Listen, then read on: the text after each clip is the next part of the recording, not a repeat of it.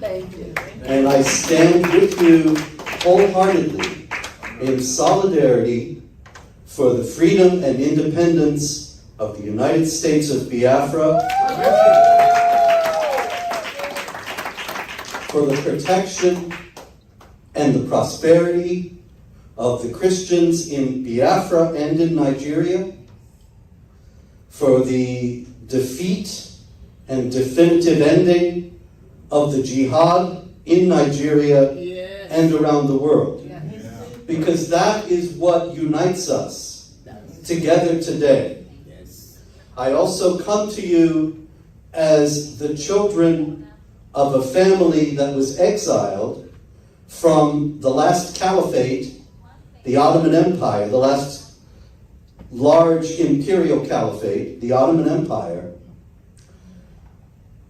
My family was a Christian family in Asia Minor, what is now Turkey, and they were given the option of converting to Islam or being exiled from their homeland and the land of their forefathers and foremothers, the people that had lived in that land from the beginning of time. And they were forcibly expelled in 1916 and came to the United States of America, and this is why I am here to speak to you today. But what I wish to impress upon you is something, of course, you know very well, far better than I do, and that is that the same Islamic Jihad, with the same imperialist, expansionist, violent, and supremacist agenda, is what has caused the suffering of the people of Biafra, and led to the exile of my own family from its homeland, and has caused the misery and the deaths of millions upon millions of people around the world. The Jihad is the same. It is based on core principles of the religion of Islam, which teaches that Islam must dominate and not be dominated. Do you know that in all of the Quran, in all of Islam, there is a great deal about politics, about how to govern the state, but there's not a single word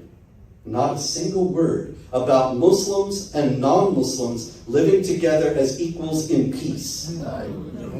It doesn't exist as a concept in Islam. In Islam, the Muslims must rule and dominate. The non-Muslims must be subjugated, pay the tax to the Muslims, accept various kinds of humiliation, discrimination, and harassment. You know this far better than I do. You've lived through it. And it's the same struggle all around the world.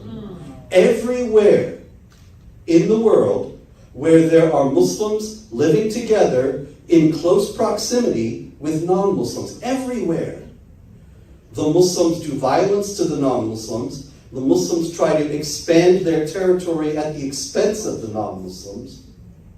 And meanwhile, at the same time, they claim to be the victims and gain the support of the international community. And this is why Biafra of 1967 to 70 was crushed. It was the British, as you well know, here again, far better than I. It was the British for their own economic and political reasons, in conjunction with jihadi states such as Algeria and Egypt, that came together to crush the desire of the people of Biafra for independence. And it was at that time that Chukwuemeka Ojukwu, did I say that correctly? In his Ahiara Declaration, he said it very plainly. He said it far better than I could. He said, the Biafran struggle is a resistance to the Arab-Muslim expansionism, which has menaced and ravaged the African continent for 12 centuries. As early as the first quarter of the 7th century, the Arabs, a people from the Near East, evolved Islam not just as a religion, but as a cover for their insatiable territorial ambitions. And that, you see, sums up what is happening in Nigeria today, just as it did in his day. Because the idea is that the world is divided into the Dar al-Islam, the house of Islam, and the Dar al-Harb, the house of war. And this is basic Islamic theology, that the Muslims must wage war against the non-Muslims to expand the domain of the house of Islam at the expense of the house of war. Biafra is the house of war. So was, in the day of my grandparents, Turkey. Now all the Christians are gone, or practically all of the Christians are gone from Turkey. You want to see what they have in mind for Biafra? Look at Egypt. Egypt was 99% Christian when it was conquered by the Arab armies. And then the Muslims made life so miserable for the Christians, imposing the jizya tax, which is specified in the Quran, discriminating against them, harassing them, the Christians having no legal recourse. Now Egypt is 6% Christian. Where did the Christians go? Did they all leave? They did not. The Christians today are the Muslims in Egypt. And this is what they want for Biafra. This is what they want for the entire world. Conquest, subjugation, dominance. And so Ojukwu also said, our Biafran ancestors remained immune from the Islamic contagion. They resisted. They would not submit and accept the second-class status that Islam mandates for the non-Muslim. They would not submit and allow themselves to become second-class citizens in their own homeland, your own homeland. He said, our Biafran ancestors remained immune from the Islamic contagion. From the middle years of the last century, Christianity was established in our land. In this way, we came to be a predominantly Christian people. We stand out as a non-Muslim land in a raging Islamic sea. And that's why all of this is happening. The Quran says, strike terror in the enemies of Allah. This is what you are supposed to do. Who's an enemy of Allah? All of us. Why are we enemies of Allah? Because we're not Muslims. Anybody who is not a Muslim and refuses to become a Muslim is by that very fact an enemy of Allah. So what do they have to do? What is the imperative they have from their God? Strike terror in the enemies of Allah. So the idea is by the Fulani, when they strike in a Christian community, and they go in and they open fire on people who are tending their fields or working in their shops, they kill 50 people, 60 people, 30 people, whatever it is, every day practically. What are they trying to do? They're trying to strike terror in the enemies of Allah, just as the Quran directed. And the imperative is to get the Christians to flee or to convert, because they don't strike the Muslims, of course. And so, you want to live a peaceful life, you want to live a quiet life, you can give up your culture, give up your traditions, give up your religion, and become Muslim. And allow yourself to be Islamized and Arabized, and then that's okay. Then you can stay in your land. The idea is you will be terrorized into submission, and then it will become Islamic land. And then it will be the turn of the next country.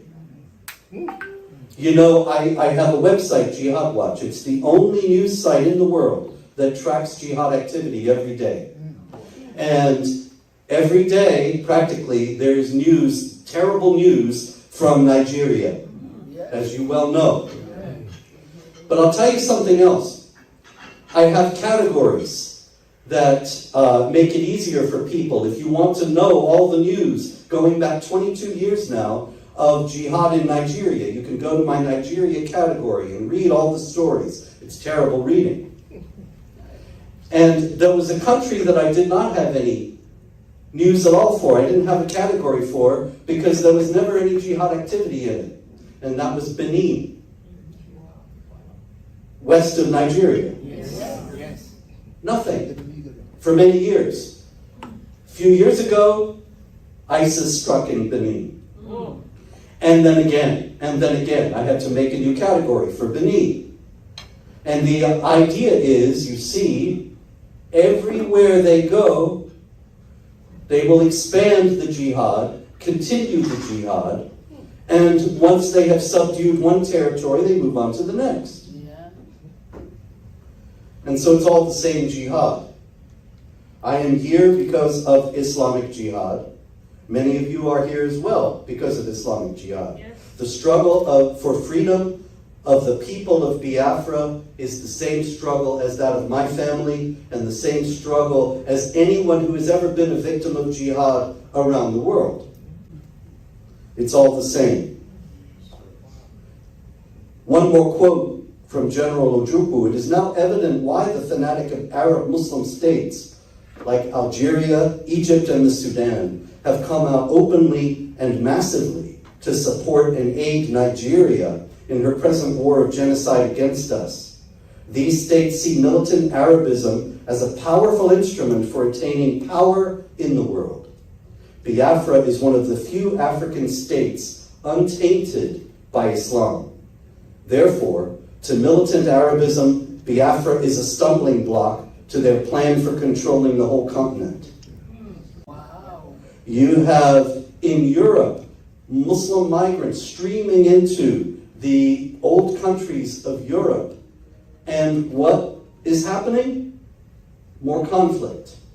Everywhere Muslims and non-Muslims come together, under whatever circumstances, the Muslims do violence to the non-Muslims. It's all strike terror in the enemies of Allah. As long as they're believers in Muhammad and Islam, this will continue. And so that gives us all, as lovers of freedom and as seekers of freedom, two choices: surrender and submission, or resolute determination to protect our faith, our homes, our families, our cultures, and our ways of life with unrelenting vigilance.